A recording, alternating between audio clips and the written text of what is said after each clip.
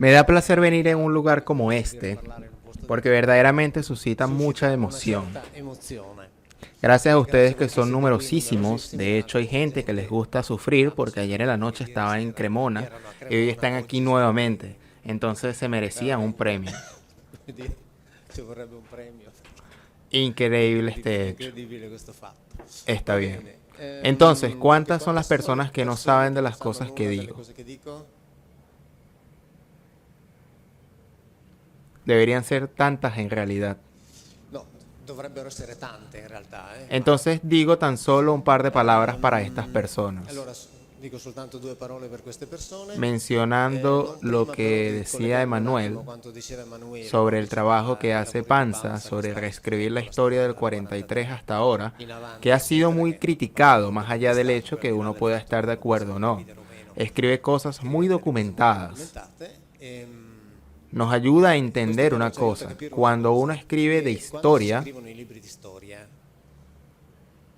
quien escribe, obviamente según sus propios criterios, los escribe buscando en el texto aquello que él quiere que sea transmitido.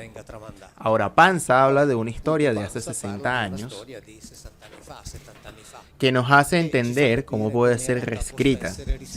Piensan en textos que fueron escritos hace milenios, en un periodo donde no era inimaginable la documentación, o no era imaginable la documentación que poseemos ahora. No obstante, el trabajo de Panza es aquel obviamente de reescribir una historia que a la distancia de pocos decenios se puede hipotizar y escribir una historia distinta a la que se conoce actualmente. Imaginen lo que esto significa con el Antiguo Testamento. Multiplíquenlo por el número de veces que quieran este número exponencial de hipótesis y variaciones que pueden surgir porque el Antiguo Testamento fue escrito en curso de muchísimos siglos, en cuyo periodo no habla casi ninguna documentación, nada de verificable. Es por esto que desde hace algunos años digo que con el Nuevo Testamento solo se puede seguir la corriente, hacer de cuenta que esta es una de las pocas certezas que tengo cuando hablo de este tema, porque con el Antiguo Testamento se deben tener un saco de dudas, un saco de preguntas que son el sabor del conocimiento. Y como se necesita tener un saco de preguntas y dudas, es mejor decir que el Antiguo Testamento sigámosles la corriente, hacer de cuenta que es verdad, porque según yo no se puede hacer otra cosa. Entonces, las cosas que cuento del Antiguo Testamento provienen del trabajo que hice para las ediciones San Pablo, para las cuales traduje durante años, traduje el hebreo masorético, de los códices de los cuales depende la Biblia que tenemos en casa.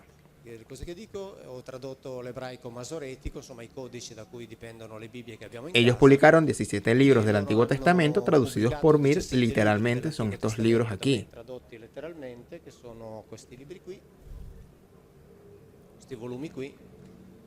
Mi trabajo era hacer la traducción literal, la publicada aquí a la derecha. Controlar que el hebreo fuese escrito correctamente, controlar que el texto griego fue escrito correctamente y hacer el análisis gramatical de los verbos. Mi trabajo era esto. Y este volumen aquí dice traducción por Mauro Biglino. Abajo dice texto italiano de la novísima versión de Monseñor Gianfranco Ravasi, que era el ministro de Cultura en el Vaticano. En este volumen somos él y yo juntos. Su traducción se publica de frente a la mía. Si como mis encargos significaban que yo hiciese la traducción literal, con el pasar del tiempo me vino el deseo de empezar a contar aquello que me parece leer verdaderamente en esos códigos masoréticos. Empecé en el 2010. Obviamente la relación de trabajo se interrumpió súbitamente, por motivos obvios. Entonces ya son varios años que sigo adelante por mi cuenta, sea a traducir que a relatar. Siempre para aquellos que no me conocen, como aquellos que han surgido de las conferencias o me han seguido en las conferencias en el internet,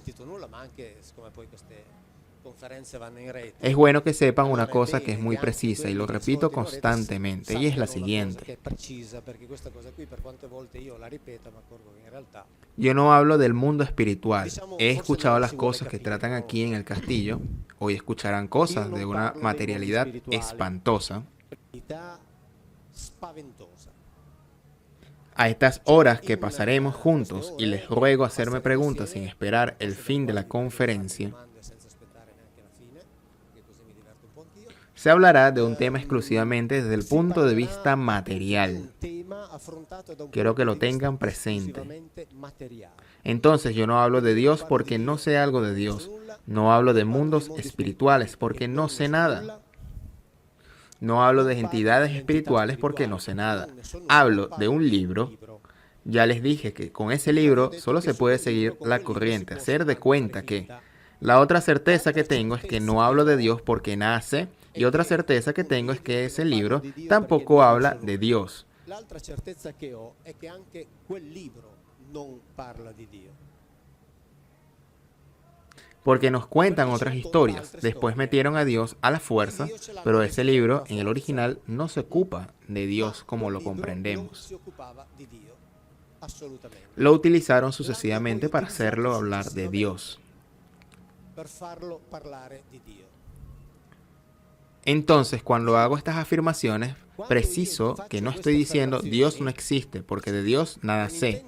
Digo nada porque más que ese libro no habla de Él, no habla de Dios.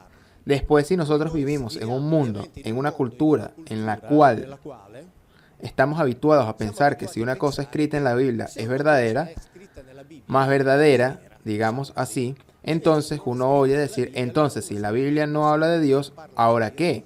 No tiene nada que ver. Esto no tiene nada que ver. La Biblia puede ser el libro que contiene la mayor cantidad de mentiras que hayan sido contadas. Entonces el hecho de que no habla de Dios no significa que Dios no existe. Significa que los autores bíblicos no se ocuparon de ello porque querían relatar otra historia. Ok, después vemos algunas cosas. Uno de los conceptos fundamentales que necesitamos ver en todo ese conjunto de libros que comprenden el Viejo Testamento es un grupo de libros que en el curso de los siglos fueron escritos, reescritos, borrados, enmendados, corregidos, interpolados, desaparecidos, recontratados, todos aquellos que tenían el poder para tenerlos en la mano, hicieron lo que quisieron con ellos. Aquello que dicen los biblistas actuales, israelitas, docentes de las universidades israelitas, aquello que dicen lo escriben.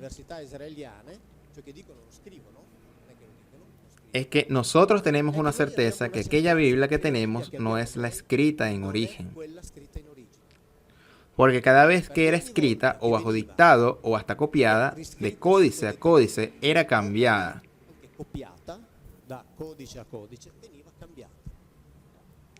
Entonces nosotros tenemos una Biblia que es fruto de una elaboración que se ha distribuido en el curso de los siglos. Leemos un libro que no es aquel escrito en origen, porque ha sufrido un montón de cambios. Entonces con la Biblia seguimos la corriente. Y la primera cosa donde debemos seguir la corriente es precisamente esto, que quien la ha escrito es porque ahora se lee y no es así. Ahora como se nos dice que esa es la Biblia verdadera, la Biblia inspirada por Dios, entonces les digo, al menos probemos ver qué cosa está literalmente escrita allí. La parte literal. Aquí ustedes, imagino, organizan otras conferencias, tal vez con teólogos, escucharán hablar cabalistas, esoteristas, etc. Un mundo de cosas. Para mí todo el bien, fantástico. Lo que quiero decir es que la Biblia ha sido interpretada en varias llaves de lectura. Como con la Biblia solo se puede seguir la corriente, yo digo que cada quien escoja su interpretación, es decir, aquella que le haga sentir mejor, sin ilusionarse que esa sea la verdad.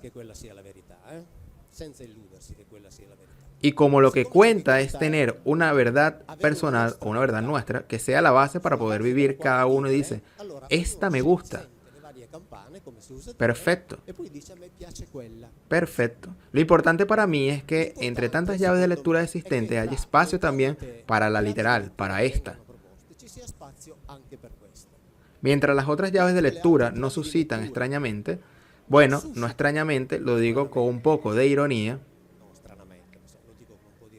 no suscitan reacciones, tal vez pueda haber contrastes entre ellas, pero tú no dices, la llave de lectura teológica no debe hacerse, la llave de lectura esotérica no debe hacerse, la llave de lectura cabalista no debe hacerse. No. En cambio, se dice que la llave de lectura literal no debe hacerse. Atacan lo literal. Yo la hago desde hace 4 años y la haré siempre más. Desde el 2010 lo hace. Más me dicen no hacerla, más yo lo hago. Porque quiero poner sobre la mesa también esta posibilidad de interpretación. Entonces, que cada uno escoja la suya, pero estando todas a disposición. Porque hay un hecho. Cuando alguien escribe en una lengua, esa lengua tiene ciertas palabras y esas palabras tienen sobre todo su significado. Y ese significado es el primero. Los otros significados solo son posibilidades.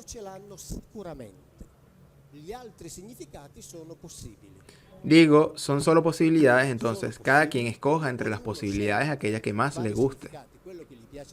Pero no se puede prescindir del hecho que allí está escritas ciertas cosas originales. Porque estamos en una situación, esto no tiene nada que ver con las traducciones. De hecho, haré toda la conferencia sin citar mis traducciones. Leeremos la Biblia traducida por los sapientes. La haremos como ignorantes, así ninguno teóricamente podrá reprocharnos algo. En fin, no tiene importancia. Cuando se hace este tipo de lectura del Antiguo Testamento, debemos saber que en el Antiguo Testamento no sabemos quién lo escribió. En el sentido que no existe un versículo del que podamos decir con certeza, sabemos que fue fulano quien lo escribió, o mengano. No sabemos cuándo lo escribieron, no sabemos cómo lo escribieron originalmente, no sabemos cómo fue leído originalmente y esto es un hecho. Questo è un dato di fatto.